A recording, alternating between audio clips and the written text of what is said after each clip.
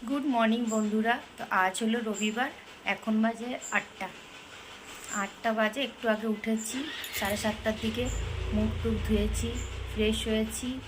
আর এবারে চা খাবো। চা করেছি কিন্তু এখনও খাইনি, খাবো। আজকে তো স্কুল নেই, ছুটি।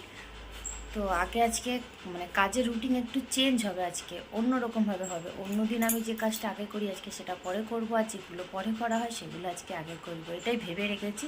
তো সকাল থেকেই দেখছি ভালো রোদ দিয়েছে, ওয়েদার ভালো আছে। তো আগে ভেজা জামা কাপড়গুলো চা খেয়ে রোদে দিয়ে চলে আসবো। কালকে যেগুলো ভেজা আছে পরশু দিনে সেগুলো আগে রোদে দিয়ে চলে আসবো, তারপর জামা কাপড় আবার কাচার জন্য ভেজাবো। এ উঠে ব্রাশ করবে, ব্রাশটা করে না সোনা, করে নাও। এই যে আমরা চা খাচ্ছি, আর এই দেখো জামা কাপড় কাচতে হবে। তাও তো কম বের করেছি ছাদে, তো এত জামা কাপড় কালকে মেলবো, জায়গা অসুবিধা হবে, এই কারণে আরও বেরোবে চান হলে। চাটা খেয়ে নিই।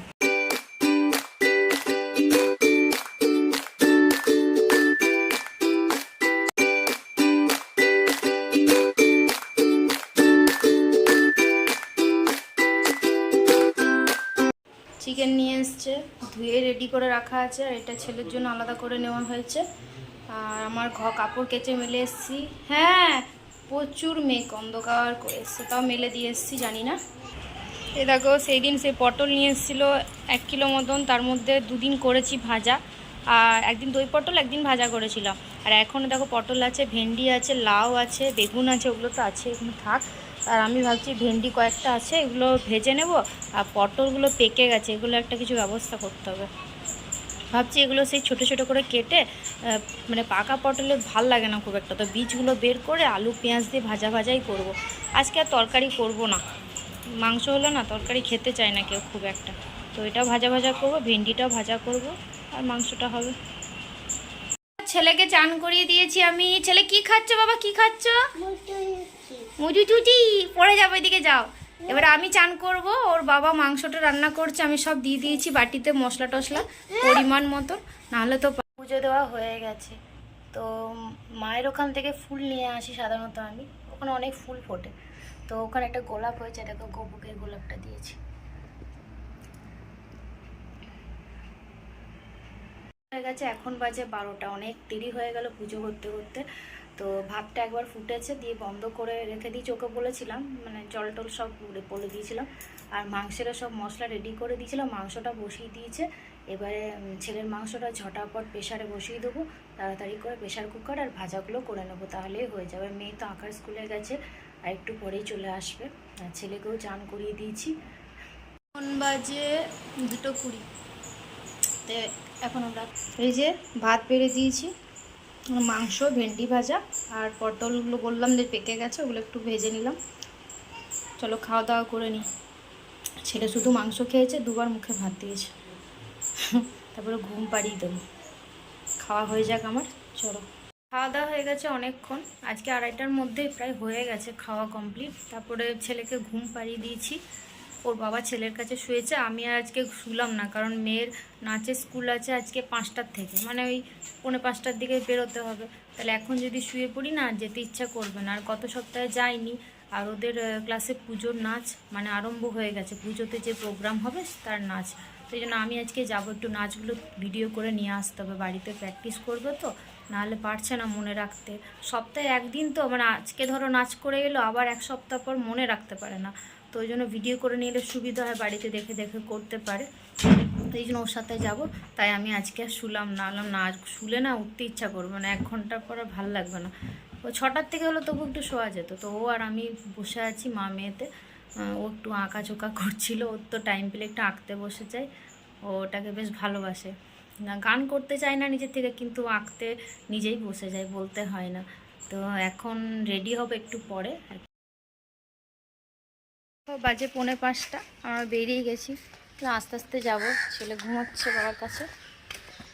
আর এই দেখো তোমাদেরকে দেখায়, মেয়ের এটা হলো ড্রেস, মানে ওখানে সবাইকে এরকম লাল টপ আর ব্ল্যাক প্যান্ট পরতে হয়। তো শীতকালেও লেগিংস পরে, গ্রীষ্মকাল বলে এখন 3 কোয়ার্টার। চলো যাই। দুপুর দিকে বৃষ্টি হলো, এর জন্য আবার কাদা পুরো মাঠে, দেখো সবাই খেলছে, কীরকম কাদা। আগে গ্রীষ্মকালে মাঠে আসতাম, কিন্তু এখন আর আসার মতন অবস্থায় নেই। মাঠে যদি মাঠে ছেলেকে নিয়ে আসি না, কাদাতে যা লাফাবে না। আগে গরমে যখন আসতাম তখন ওই মাঠের মধ্যে ধুলো ঘাঁটে, তখন ধুলো ছিল, আর এবারে কাদা পাবে, তো কানাই যাবে না এখন। তো চলো যাই ক্লাস। এই দেখো বাজারে চলে এলাম, কালকে জন্মাষ্টমী, সেই জন্য কেনাকাটা করতে ফুল মিষ্টি বলো বা গোপালের জামা কিনবো। গোপালের জন্মদিন বলে কথা, নতুন তো জামা পরাতেই হবে।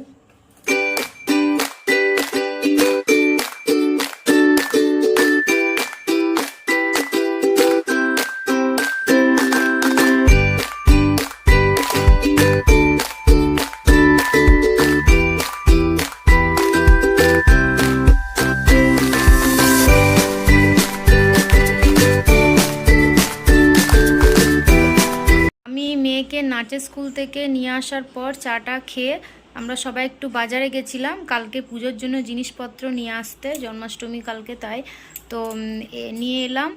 যেহেতু রাতে সেরকম কোনো রান্না ঝামেলা ছিল না, শুধু কয়েকটা রুটি করেছি আর কি। তো আমি ভাবলাম তাহলে এখানটা আজকেই পরিষ্কার করে রেখে দিই, এই জন্য জামা কাপড় চেঞ্জ করে হাত পা ধুয়ে আমি ঠাকুরের কাজটা পরিষ্কার করে নিলাম। কারণ সকালবেলা মানে অত হুড়োহুড়ি লেগে যাবে, সকালে উঠে ঘর দুয়ার মুছবো, চান করবো, এখানটা পরিষ্কার করব, ঠাকুরের খাবার করব, এই জন্য আমি রাতেই করে রাখি। তো এই দেখো আমি এখানটা পরিষ্কার করে নতুন ঠাকুরের আসনে নতুন কাপড় পেতে নিয়েছি, আর ঠাকুরের সমস্ত বাসন মেজে আমি ধুয়ে উপুর করে রেখে দিয়েছি। তাহলে কী হবে, সকালে উঠে ঘরের সমস্ত কাজ সেরে আমি চান করে এদিকে লেগে যেতে পারবো পুজোর ইয়েতে। তবে ছুটি আছে, যদিও কালকে ওর বাবা বাড়িতে থাকলে কি হয়, ছেলেকে একটু ধরতে পারে, অতটা অসুবিধা হবে না আমার। তো এগুলো আমি রেডি করে নিয়েছি, আর এখন বাজে 9:30। মেয়ে গেছে মামাবাড়িতে একটু, আর ছেলেকে ওর বাবা খাওয়াতে নিয়েছে। মেয়ে এলে ওকে খাইয়ে দেবো, তারপর আমরাও খেয়ে নেবো। এই দেখো আমি মেয়ের জন্য সুজি করছি, কারণ ওই মুখে তো লাগছে খেতে। সুজি দিয়ে রুটিটা কালকে দেখলাম একটু খেতে পেরেছিল, তো এই জন্য আমি সুজি করে দিচ্ছি ওকে। দুধ দিয়ে করব। এই যে এখানে দুধটা গরম করতে দিয়েছি, সুজিটা ভাজার পর আমি দুধটাও দিয়ে দিলাম, ফুটে যাক। চিনি দিয়ে দিয়েছি, একটু এলাচ করে দিয়ে নামিয়ে দেবো। এটা দিয়ে মেয়েকে রুটি খাইয়ে দেবো। আর আমাদের ভাত আছে, রুটি বেশি করিনি, অল্পই করেছি, মেয়ের জন্য করেছি। আর ওর বাবা বললো দুটো খাবে, ব্যাস। আমার ভাত আছে, ছেলেকে দেখি ভাতই খাওয়াবো। তো এটা নামিয়ে নিই, ফুটে যাক। রাত 11:30 বাজে, আর ছেলে দেখো চশমা পরে হিরোগিরি করছে, কি বদমাইশি করছে, ঘুমোবার কোনো নাম নেই, দেখেছো তো বদমাইশ। খেলবো বলছে।